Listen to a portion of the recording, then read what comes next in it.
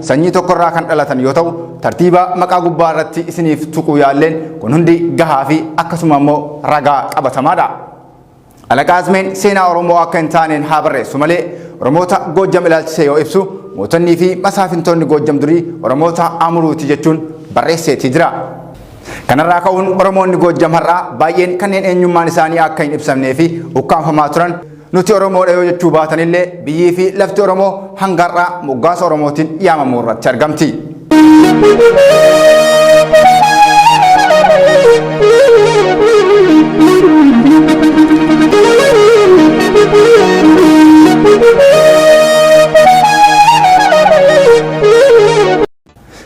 Jarraa kudha jaffaa bara Oromoo lafootaa fi qabeenyi isaa saamamee sirnoota gadaa jalatti deebisee haaromsuu jalqabeen duratti Oromoon impaayiraattii keessaa daangaa diimoogiraafii bal'aa qabaachaati ture. Akkuma sirnoonni Habashaa sirna bulmaataa bilisummaa Oromoo mancaasuun weeraraa eegalaniin laggeenii fi lafoonni Oromoo saamamuu fi harka alagaa jalatti kufaatii dhufan. Sana dura daangaan babal'inaa lafa Oromoo fi Oromiyaa kaabaa hanga kibbaatti bahaa hanga dhiyaatti bal'aa fi sadarkaa kaartaan naannolee biraa mul'achuuf rakkisaa ta'eerra ture. Keessumaa gara kaabaatti lafti Oromoo bal'aa hanga Gondar, Goojjam, Matammaa hanga lafarraa Suudaanotaan qabamee jirutti Oromoon lafa bal'aa qabaachaati ture. Har'as diimoogiraafiin lafaa fi qabeenya haa geeddaramu malee naannolee kana keessa Oromoota halkanii guyyaa hiraarfaman kanneen bahaa gala dhaban kuma dhibbootatu argama. Akka Habashoon jettu Oromoonni jaarraa kudha jaffaa weeraraa eegalaniin kan babal'atan osoo hin taane lafaa fi lafee laggeenii fi gaarreen ganamaan qabaachaa kan turan kanneen diinni weeraraa irraa saame sirna gadaa jalatti deebifachuuf hooggansa sirna gadaa jalatti dabareen duulaa turaniitii jiru. Akkasuma dabareen sirnoonni gadaa akka Birmajjii, Harmuufaa, Meelbaa, Roobalee, Mudanaa, Killoolee, Michillee, Duuloo fi kan kana fakkaatan dabareen waraana isaanii gurmeessuun lafaa fi lafee hedduu mootota Habashaan saamame deebisuu bara itti duulaa turanidha. Duula kanaanis lafoota hedduu bilisa kan baasan yoo ta'u gadaawwan lafaa fi qabeenya Oromoo Habashootaan saamamee ture bara gadaa Meelbaa keessatti bal'inaan deebifameetii jira. Ta'us akka barbaadametti qabeenyaa fi eenyummaa ganamaa bal'aa Oromoo deebisuun hin danda'amne. Isa kanaan ammoo weerartoonni kaabaa 16ffaa kifila zaman yaa gaallaa wararaa jedhanii busheessuu barbaadu. Dubbiin garuu faallaa kanaati. Weeraraa yeroo sanaatiin Oromoonni kaaba keessa jiraatan hanga eenyummaa isaanii ifatti akka hin ibsannee fi bilisa hin taane ukkaamsuun bara baraan ajjeesuu irratti argamu. Isaan keessaa Oromoota Goojjam akka fakkeenyaatti fudhachuun ni danda'ama. Kunoo Oromoonni Goojjam har'as akkuma kaleessaa eenyummaa isaanii qofaaf ajjeefamuu, dararamuu, saamamuu fi dhiittaan namoomaa irratti raawwatamuu irratti argama. Keessumattuu dhiyeenyaa Oromoonni Goojjam aanaa buree gandoota garaagaraa keessa jiraatan humnoota finxaaleyyifannootiin jumlaan ajjeefamaa qeefii qabeenya isaanii irraa buqqaafamaa kan jiran yoo ta'u dhiyeenyaa immoo oomisha isaanii sassaabachuu dhorkamanii weeraraa irratti gaggeeffameen laga mormor ce'anii gara obboleewwan isaanii lixa biiftutti baqachuuf dirqamaniiti jiru. Guyyaa kibxataa muddee 12 bara 2023 illee Oromoonni Goojjam aanaa buree irraa kana dura gara Amuruutti baqatan oomisha sassaabachuuf konkolaataa Effee Sara tokkoon gara Goojjam osoo imalanii jumlaadhaan humnoota finxaaleyyii Amaaraan kan duugaman yoo ta'u konkolaachisaa fi gargaaraa dabalatee namoonni 14 olii ajjeefaman namoonni 3 qofa madaa'anii lubbuun akka hafan maddeen bilbilaan dubbisne BBS'tti himaniiti jiru. Seenessa kennaa har'aatiin Oromoota Goojjam keessa jiraatan kanneen bara baraan humnoota finxaaleyyii Amaaraatiin ajjeefamanii fi seenessa ganamaan wal qabsiisnee kan ilaallu ta'a. Lafuma jirtanitti nageenyi keenya isinaa qaqqabu hordoftota BBS kun meeluu seenaati. Saganticha qindeessuun kan gurra isin buusu Anjamaal Xaahiri ogeessaa promooshinii Munawwar Ahmaddu nafaana jira. Hanga xumuraatti nu faana bu'aan affeerraa keenya kabajaati.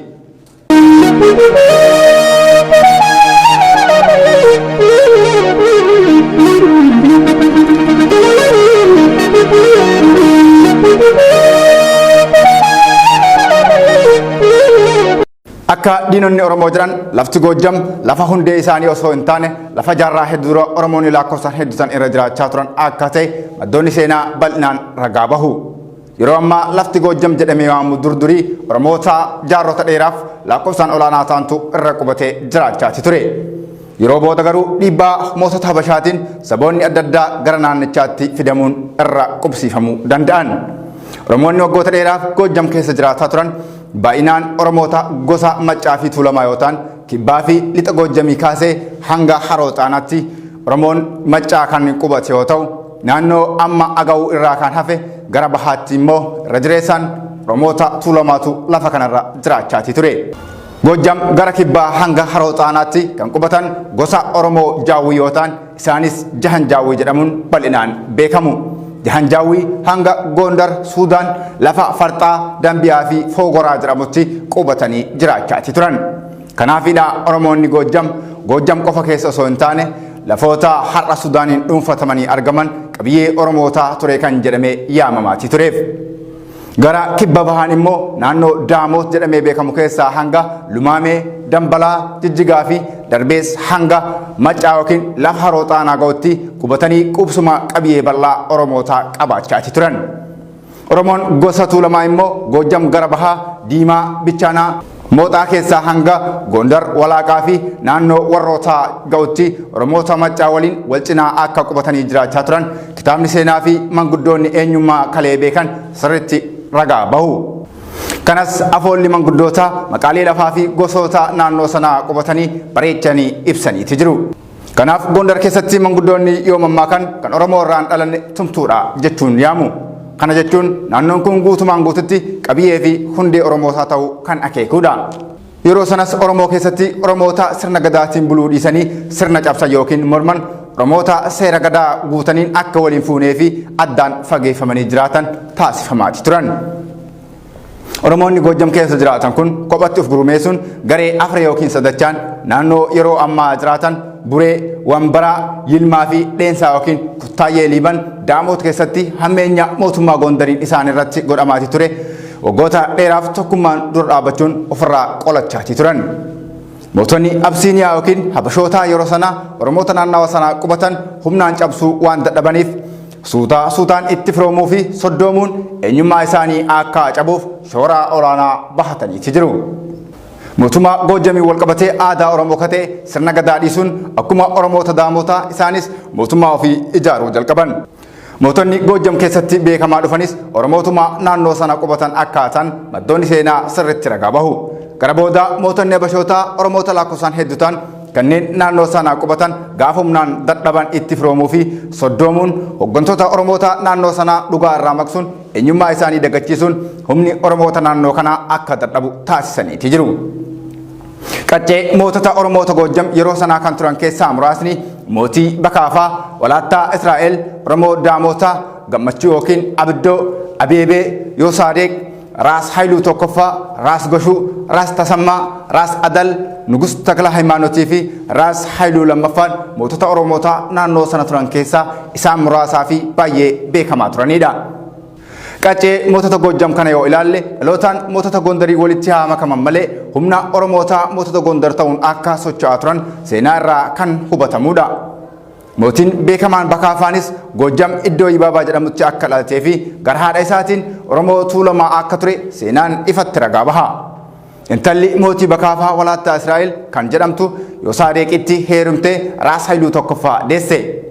Intalli Raas Haayiluu Tokkoffaa Dinqineesh kan jedhamtu ammoo Raas Dawuditti heerumtee Goshuu deesse. Goshuun ammoo Raas Tasammaa argate. Raas Tasammaan immoo Raas Adal yookiin Nugus Taklaa Hayimaanoot dhale. Raas Adal irraa kan dhale mootiin Goojjam kan dhumaa Raas Haayiluu lammaffaa kan jedhamudha. Kunis mootonni Goojjamii fi Gondar dhaloonni isaanii hangam walitti guduunfamaa akka ta'ee fi hangam Oromummaa ganamaa akka qaban kan nutti agarsiisudha. Baay'inni maqaa mootota Goojjamii fi Gondaritti beekamnis hedduun isaanii sanyii tokkorraa kan dhalatan yoo ta'u tartiiba maqaa gubbaa irratti isiniif tuquu yaalleen kun hundi gahaa fi akkasuma immoo ragaa qabatamaadha. Alaqaazmeen seenaa Oromoo akka hin taaneen haa barreessu malee Oromoota Goojjam ilaalchisee yoo ibsu mootonnii fi masaafintoonni Goojjam durii Oromoota Amuruuti jechuun barreesseetii jira.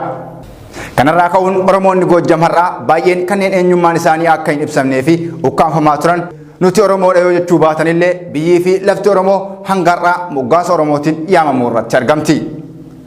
Egaa hordoftoota keenya seenessi keenya waa'ee Oromoota Goojjamii fi cunqursaa isaan irra ture seenessaa jirru ammas akkuma itti fufetti jira. Faana keenya bu'aa.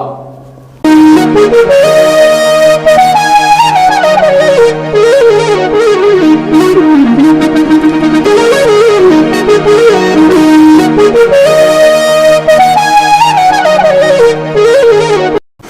Barreessaan Baharuu Tafilaa jedhamu gara biraatiin abbaa biyyaa Goojjam kan ture yoo Saadeq intala mootii Gondar waan fuudhaniif Oromoonni Goojjam gartokkeen akka mootummaa Gondaritti makaman bal'inaan barreesseetti jira. Goojjam gara bahaa hanga jaarraa 19ffaatti duraan Mangist Saamaayat jedhamuun yaamamu. Jaarraa 17ffaa irraa kaasee immoo naannoo kana bulchaa kan turan Oromoota akka turan seenaan sirriitti lafa kaa'a. Barreessaan James Bruce jedhamu ammoo akka ibsetti yeroo inni Gondar ture namni beekamaan Daamood Dajjaalmaach Waranyaa fi ilmi isaanii Faasil jedhamu naannicha hoogganaa akka turan bal'inaan barreesseetti jira. Dabalataanis James Bruce akka barreessetti Faasil sanyii isaa gaafadhee akkanaaf himetti abbaan isaanii Oromoo Maccaa akka ta'an odeeffachuu isaa ragaa bahe. Malkaa Abbayyaa yookiin laga Mormorce'uun firoottan isaanii ginda barata keessa jiraataniin akka walitti dhufanii fi isaaniinis akka wal baran barreessaan James Bruce kun sirriitti lafa kaa'eeti jira. Walitti dhufeenyi Oromoota Goojjamii fi Oromoota ginda barata akkasumas mootota Gondar waliin ture kun yeroo yeroon Goojjamitti cimee Oromoonni gara firoottan isaanii ginda baratii fi Horroo Guduruu Wallaggaa keessa jiraatanitti akka baqataniif carraa gaarii akka uume bal'inaan seeneffameeti jira. Har'as kan ta'aa jiru kanuma. Kunis Oromoota Malkaa Abbayyaa gargadii turanii fi Oromoota Goojjam keessa jiraatan gidduutti bara dheeraaf hariiroon gaariin akka ture hubachuun ni danda'ama. Keessattuu Oromoota Horroo Guduruu waliin irra caalaa akka maatitti waliif tumsaa akka turan seenaan bal'inaan barreesseetti jira. Gowwoomsaan soddummaa fi weerarri mootota Habashaa naannoo Goojjamitti ture dhiibbaan eenyummaa amantii fi sarbamiinsi mirga namummaa akka babal'atuuf hiree saaqeetii jira. Qabsoon kun keessumattuu hanga 1916 jabaatee kan itti fufe yoo ta'u Oromoonni Goojjam hanga Oromoota Wallootti walqindeessuun mootota Habashaa yeroo sana dura dhaabbachaati turan. Isaan keessaa gosti Oromoota Heebanoo adda dureen yaamamu. Oromoonni Yejjoo ammoo qabsoo naannoo sanaa qofatti gaggeessuun gahaa miti impaaretti iyyuu nutu utubee dhaabee jechuun warra amanan yoo ta'u isaanis yeroo booda dadhabuuf dirqaman. Sana booda humni Oromoota naannoo kaabaa keessa jiraatu suuta suutaan ukkaamfamuu bira darbanii akka afaan Oromoo fi eenyummaa isaanii hin ibsamne taasifame. Kanuma bu'uura godhachuun baatii darbe keessas Oromoonni Goojjam aanaa buree gandoota adda addaa keessa jiraatan humnoota finxaaliyyii fannootiin qe'ee isaanii irratti kan weeraraman yoo ta'u lubbuun namoota hedduu darbuun manneen jireenyaa fi oomishni isaanii jalaa barbadaa'uu danda'eeti jira. Sababa kanaan maatiin lakkoofsaan hedduu ta'an laga Mormorce'uun gara obboleewwan isaanii lixa biiftuutti kan baqatan yoo ta'u guyyaa kibxataa muddee 12/2023 dargaggoonni oomisha gatanii baqatan sassaabuuf garasitti imalan konkolaataa guutuun humnoota finxaaliyiin duugamuu danda'aniiti jiru. Tarkaanfii kanaanis lubbuun dargaggoota 14 darbuu fi reeffi isaanii gara firoottan isaanii itti baqatan gara aanaa Amuruutti akka deebifamuu danda'e maddeen bilbilaan dubbisnee irraa mirkaneeffachuu dandeenyeeti jira. Akka sanaan lafaa fi lafeen Oromoo naannoo kaabaa keessatti waggootaaf kabajaa fi qananii qabdu salphifamtee Oromootaanis irraanfatamtee gatii jajjabtuu baasuu irratti argamti. Egaa hordoftoota keenya seenessi keenya waa'ee Oromoota Goojjamarraaf qabanne kanumaan goolabama. An Jamaal Taahiri ogeessa kaameraa Munawwar Ahmad nafaana ture warra torbaaniin hunaa jedhu.